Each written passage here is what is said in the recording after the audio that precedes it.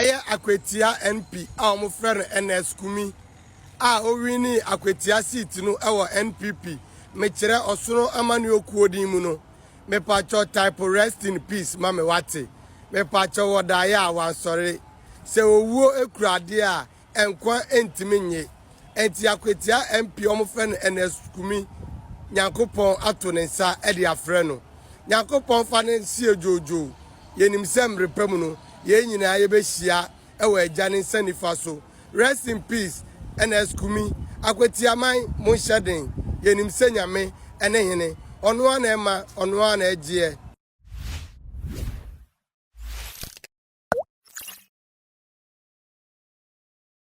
What is wrong? Why are we conceding to this? My NDC necessarily win every seat. Okay. Me can crime people for bet here. Sana 92 or say 90 we say yenja ni na mo no mo fa. E bia me yenya ya kan ya free parliament no mo fa. Because that is what is implies. Say MPs nyanso free parliament. And here kai hwe ne omo de FM. Hwe okon amema kon ababedu ebi amabedu. Look at what they are taking this woman through. Sabi boycott quite better because with the seats am we winning nyina. Any of them is it because some numbers were formuntina you are calling for this? No, it's not about the numbers. The numbers, look at what we are doing there. We've shown efficiency. You see, politics, a lot of people say it's about numbers, but it's not just about numbers, it's about quality numbers. So if you look at numbers now, effectiveness, what is the result of that? But what I'm saying is, when you see it, even the one that is obviously in the glaring public, say, nipa ne wini krano. Shekwan amode fan nipa ne to trust and we some faso ni say. It is ebia ni nyina na mopa yenja ni nyina ma mo na we say mo kwa mo ya ebe ya. Don't we always criticize winner take all in this country? It is the nipa na kwa we din kunim no. Why do you subject the person to such terror and such punishment? Now the turn of Akwatia. Thank you, Mr. Speaker. Mr. Speaker, the issue of addressing sanitation in this country is one that requires a comprehensive approach that involves the government, NGOs, the communities themselves, and companies. Mr. Speaker, we've been talking about reducing open defecations in certain communities.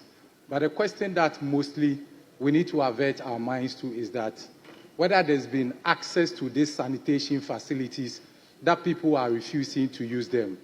So one major issue that we need to address is to increase access to sanitation and toilet facilities.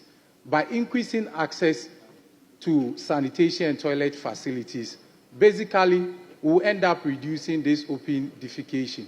So this is where we urge NGOs and companies and other organizations to augment what government is doing or what successive governments have done in the past so as to be able to eliminate this entirely. Mr. Speaker, solid waste disposal or management has also been a problem to us in this country. Throughout my campaign in Akwatia constituency, there are certain communities that their basic request to me throughout the campaign was for me to provide the containers for disposal of waste. So the problem is the people actually want to do the right thing, but even where to put their waste is a problem to them. So even when the containers are not available for them to dispose their waste, what do we expect them to do? So various entities and assemblies and organizations that are responsible for providing these container bins for disposal must also be up to the task and make sure that these containers are available in the communities to assist. Then, Mr. Speaker, increasingly we are losing our communal sense as well. We are becoming too individualistic in this country. So most of the time, people are concerned with basically what happens and what they can actually afford. When you come to where I live, we have challenges as well, but because maybe I can afford and pay to these Abubuya and other people that randomly comes out to pick my bin, I, as well as most of the people in my community, are not much concerned about what is happening to the others. This is where I urge all of us to be very communal-minded so that increasingly we will speak to ourselves, urge ourselves to help in such communal labors and organizing such communal labors to eliminate such waste issues that confront us in our communities. Thank you, Mr. Speaker. Thank you very much. Yes. Honourable Member, you have the floor. Thank you. Thank you, Mr. Speaker, for the opportunity. And let me commend the makers of the statement for bringing this statement to bear, or this subject matter to bear. Mr. Speaker, this is a topic that requires attention and action, and it will interest all of us to know that the Constitution and other laws alike, especially other international instruments, guarantees this right to us as a people. But historically, most people have suffered social injustice, not because they do not have the protective right, but because we politicians ourselves, over the period, have become culprits and victims of this social injustice. Mr. Speaker, today, as we speak, I'm happy that this discussion is being had in this Parliament dispassionately. Just last week, a simple request for procedural fairness from the minority leader on behalf of a former minister of this republic degenerated into a debate on this floor. And as I sat in my chair, I asked myself, for how long will we keep doing this to ourselves? Because today it is me, tomorrow it could be you.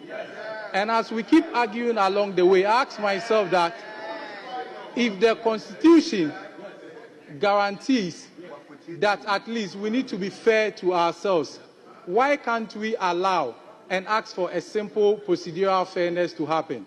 Other speakers have spoken already on other things that do happen to us as politicians. The protocol conundrum that we politicians keep giving to people is also increasingly becoming a challenge to us in this country. And to quote the Honorable Dr. Kumbo, who had said previously in other public domains, until you are injected by an incompetent doctor or nurse for you to die, that is when you know that we need to begin to advocate for fairness and equal opportunity and access for people. Mr. Speaker, just this morning, I was asked by a journalist within this precinct of Parliament that he wants to know that are we waiting, or for how long will we wait until when a president wins an election in this country and the opponent goes to court just to challenge that person unfairly and to just deny that person that right that is due him? Mr. Speaker, in order not to sound prejudicial, I refuse to comment on the matter. But I want all of us to take note. Order. Honourable members, order. Mr. Speaker, I want all of us to take note that this discussion that we are having here should not be one that we are just having it today and let it slide. It should bring to fore meaningful thoughts and discussion, where citizens, policymakers, and CSOs will all come together to advance social justice in this country, and especially to me as the MP for Akwatia in this country. Thank you.